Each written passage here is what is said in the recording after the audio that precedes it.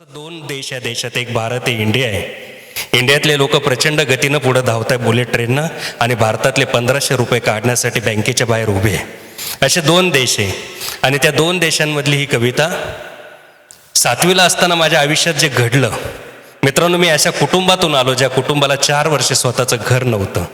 आई अशी 3 दगडं मांडायची, चूल करायची, त्याच्यावर स्वयंपाक करायची.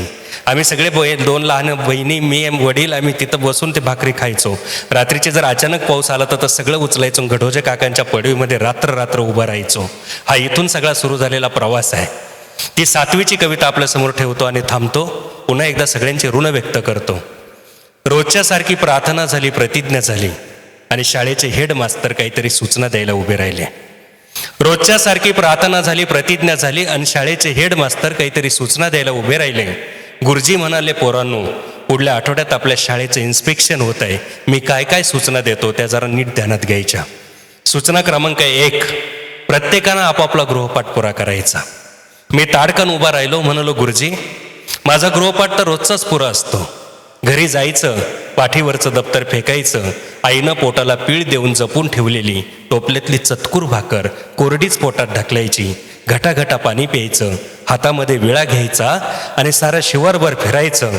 माय कोणाच्या शेतात कामाला गेली, तिला हुडकायचं, तिच्या पोटाला बिलगायचं, तिच्या पदराआड दडायचं, आणि चतकूर भाकरीत पोट भरलं नाही म्हणून गुरुजी थोडं थोडं रडायचं. तेव्हा माझी माय माझ्या खपाटी गेलेल्या पोटावर आणि थरथरणाऱ्या ओटावर ओट टेकवायची. दिवसभर कुरणात चरायला गेलेल्या म्हशीसारखं माझं पोट तट होतं गुरुजी. पुन्हा हातात विळा घेतो आणि साऱ्या शिवारातल्या कुपाट्यांनी फिरतो, संध्याकाळची चूल पेटवण्यासाठी काट्या कुट्या गोळा करत. सारी पोरं हसतात, मी खाली बसतो.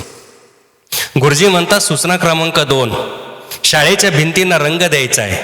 प्रत्येक पोरानं गटागटानं मदत करायची. मी पुन्हा उभा राहिलो, म्हणालो, गुरुजी, कशापायी निर्जीव भिंतींना रंग देत आहे? इथं जित्या माणसांचे रंग टिकत नाही, भिंतींचे तरी कुठून टिकतील? इथं जित्या माणसांचे रंग टिकत नाही, भिंतींचे तरी कुठून टिकतील? माझ्याच मायबापाचं घ्या ना.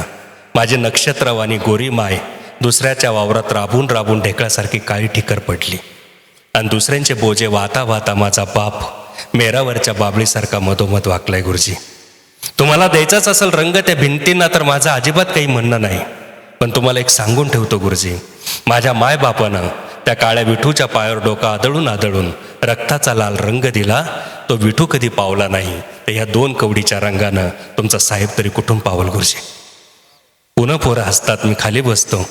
गुरुजी म्हणतात, सूचना क्रमांक 3, त्या दिवशी प्रत्येकानं आपापला नवा युनिफॉर्म घालून यायचा. मी डोळ्यात पाणी आणून उभा राहिलो, म्हणालो, गुरुजी, माझ्या माईच्या अंगावरचं लुगडं 4 ठिकाणी इरलंय, ते सांदायला धांदूक मिळत नाही, मला नवा युनिफॉर्म कुठून मिळेल? गुरुजी म्हणाले, तुझे हेच फाटलेले कपडे धुवून इस्त्री करून घालू नये. मी म्हणालो, गुरुजी, घरात इस्त्री सुद्धा नाही.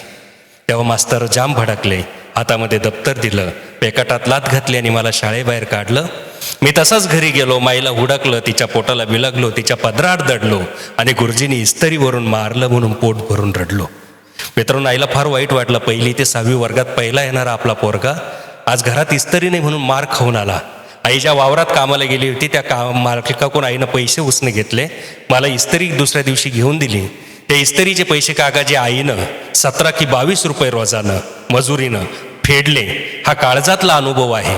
म्हणून कवितेचा शेवट करताना मी असं लिहिलं, माईच्या रक्तानं माझ्या कपड्यांना इस्त्री करून. त्यावेळेचं माझं इन्स्पेक्शन साजरं झालं, पण ते इन्स्पेक्शन शाळेचं झालं, गुरुजींचं झालं, माझं झालं की आईचं झालं तेव्हा कधीच कळलं नाही. पण ते इन्स्पेक्शन शाळेचं झालं, गुरुजींचं झालं, माझं झालं की आईचं झालं तेव्हा कधीच कळलं नाही. पण आता सारं कळतंय, माईच्या पोटातला एक एक पीळ उलगडतोय. पण आता सारं कळतंय, माईच्या पोटातला एक एक पीळ उलगडतोय. म्हणूनच कोपऱ्यामध्ये पडलेली तीच इस्त्री मी आता महिने उचलत नाही माझ्या कॉलेजच्या ड्रेसवर फिरवण्यासाठी. म्हणून कोपऱ्यामध्ये पडलेली तीच इस्त्री मी आता महिने उचलत नाही माझ्या कॉलेजच्या ड्रेसवर फिरवण्यासाठी. कारण तापलेल्या इस्त्रीचे चटके कपड्यांपेक्षा काळजालाच अधिक जाणवतात. कारण तापलेल्या इस्त्रीचे चटके कपड्यांपेक्षा काळजालाच अधिक जाणवतात. आणि पहिले दिवस आठवले की गोठ्यातल्या गाईसारखे डोळे पुन्हा पाणवतात, डोळे पुन्हा